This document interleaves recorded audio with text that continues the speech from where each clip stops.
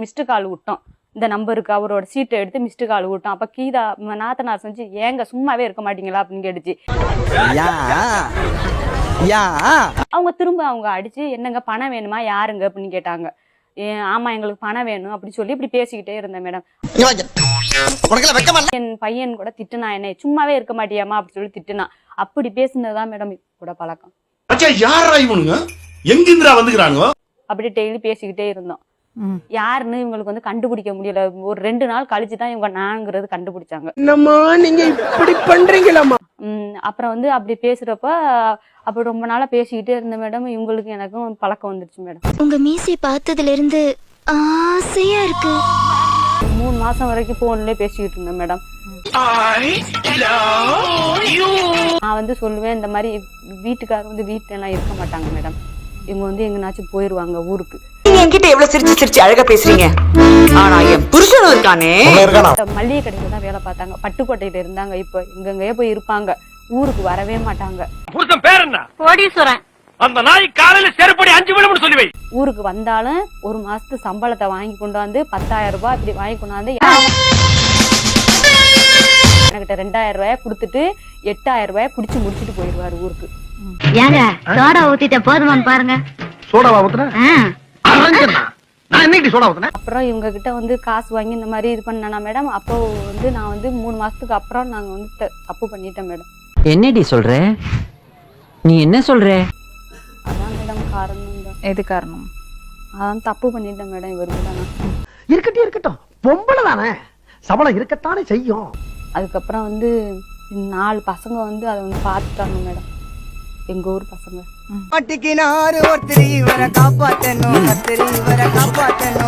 4 பசங்க பார்த்து அவங்களையுமே. எங்க பார்த்தாங்க? அங்க எங்க ஊரு காடு ஒண்ணு இருக்கு மேடம். இப்படி நடிச்ச இடத்துல இருக்கிறியே, உனக்கு அறிவில்ல? அவகிட்ட இல்லாதெல்லாம் கேட்க கூடாதுடா. அங்க வந்து பார்த்து அடிச்சு என்னையுமே அடிச்சு அவங்களையும் அடிச்சு நம்மள வந்து கண்டிக்கிறாங்க. நம்ம செஞ்சது தப்பு தான், நம்ம ஒத்துக்குவோம், நம்ம சொந்தக்கார பசங்க தானே நம்மள அடிக்கிறாங்க அப்படின்னு ஒத்துக்கிட்டோம் மேடம்.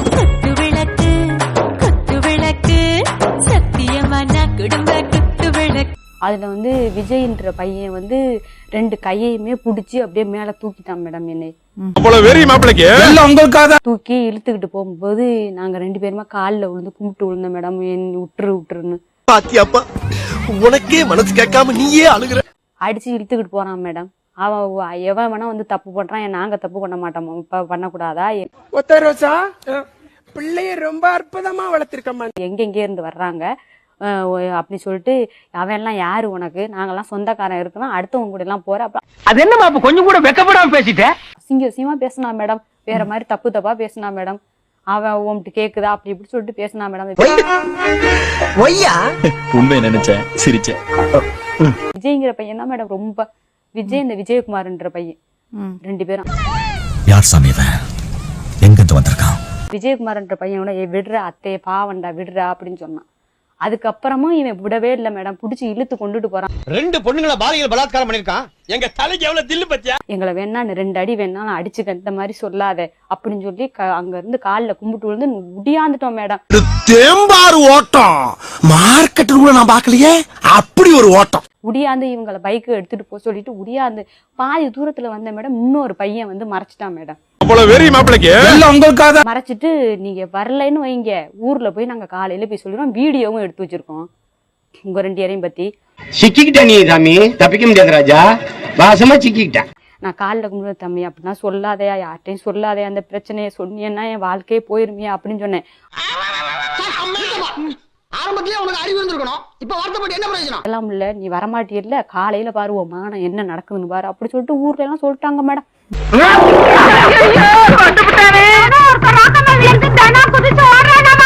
சொன்னதோடையும் விடல மேடம்.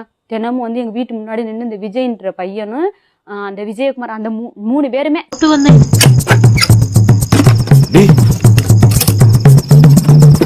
மானத்தை வாங்கி போடுறோம் ஆய் பூயின்னு அப்படி இப்படின்னு கிளம்பிடுவாங்க மேடம்.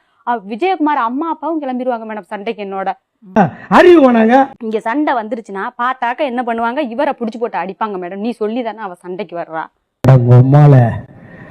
பைனான்ஸ் பண்றவங்களை நிறைய டைம் அடிச்சிருக்காங்க மேடம். ரோட்ல போய்கிட்டு இருக்கும் போது பிடிச்சி அடிச்சு அடிச்சிருக்காட்டி அந்த மாதிரி அடிக்கடி எங்க அம்மா தூக்கி அச்சாம்பார் மேல கட்ட பறகுது கொட்டை தெரிக்குது. எனக்கு போன் பண்ணி நான் இங்க இருந்து போய் ஏன்பா அப்படி பண்றியா, அதோட தான் முடிஞ்சு போச்சு. திரும்ப திரும்ப இதெல்லாம் பசங்களுக்கு எல்லாம் தெரியுமாமா?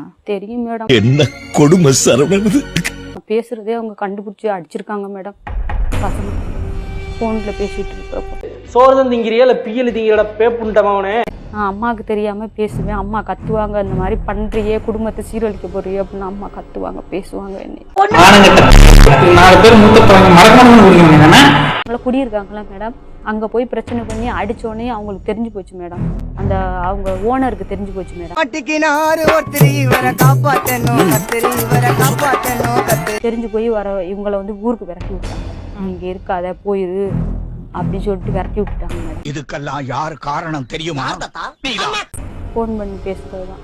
அப்ப பேசுறப்போ அவங்க சொல்லுவாங்க, நீ அங்கே இருந்துக்க, ஊர்ல இருந்துக்க அப்படின்னு சொல்லுவாங்க. இப்போ வந்து பெரிய பிரச்சனை அந்த தீபான்ற ஒரு பொண்ணு மேடம், அந்த விஜயகுமாரோட தங்கச்சி. அந்த பொண்ணுனாலதான் மேடம் இவ்வளவு பெரிய பிரச்சனை.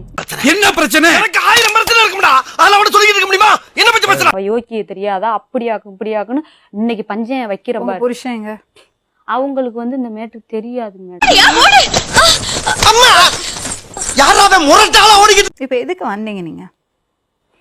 நான் அந்த அன்னைக்கு நடந்த பிரச்சனையில வந்து நான் வீட்டை விட்டு வெளியில வந்துட்டேன் மேடம். ஒய்யா உண்மையை நினைச்சேன், சிரிச்சேன். இவருக்கு தெரிஞ்சா வீட்டுக்காரர் வந்து எதிர்த்து பேசுற பிரச்சனை இல்ல, அதனால நான் தெரிஞ்சா நம்மள தான் அடிப்பாங்க.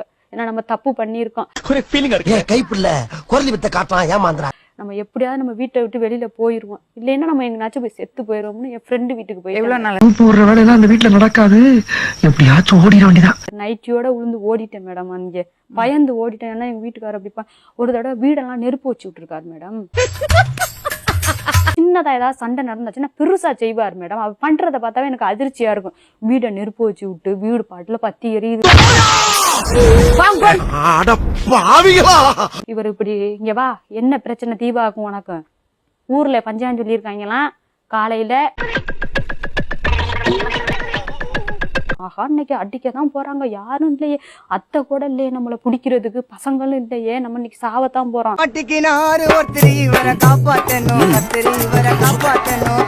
அப்படின்னு சொல்லிட்டு இப்படி நின்னுங்க வர்றேன் அப்படின்னு சொல்லிட்டு ஒரே ஓட்டமான வீட்டை விட்டு தாண்டி ஓடி வந்துட்டேன் மேடம். வெளியில ஓடி நிக்கவெல்லாம் இல்ல மேடம்.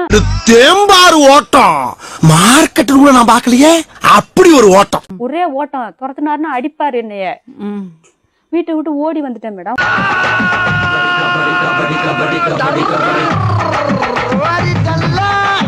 பிரவீனா வீட்டுல இருந்து நான் அன்னைக்கு கிளம்பிட்டேன் மேடம். இவங்களுக்கு போன் பண்ணேன் மேடம். எவங்களுக்கு? அந்த திருவருள் செல்வனுக்கு. படுத்துற இன்சினால தாங்க முடியலையே.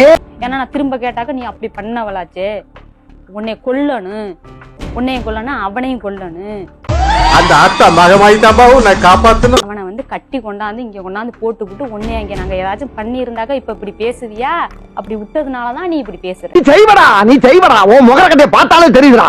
உன்னைய மாதிரி ஐயோக்கப்பல விடுறதே தப்புடா ரோட்ல அப்படிங்கிறது மாதிரி பேசுறாங்க மேடம். அந்த விஜயகுமார்ன்ற பையன் தான் மேடம் அவங்க விஜய்ங்கிறவனை தூண்டி விட்டு அடிக்க சொல்றது எங்க 2 பேரையும். அடிச்சிருக்காட்டி அந்த மாதிரி அடிக்கடி எங்க அம்மா தூக்கி அச்சாம்பார் மேல கட்ட பறகுது கொட்டை தெரிக்குது. ஹாய் ஃப்ரெண்ட்ஸ், இது உங்கள் SMT 360. நம்ம சேனலோட நோக்கம் மக்களை சிரிக்க வைக்கிறது மட்டுமே. நம்ம வீடியோஸ் பிடிச்சிருந்தா லைக் பண்ணுங்கள், கமெண்ட் பண்ணுங்கள், ஷேர் பண்ணுங்கள். மறக்காமல் நம்ம சேனலை சப்ஸ்கிரைப் பண்ணுங்கள்.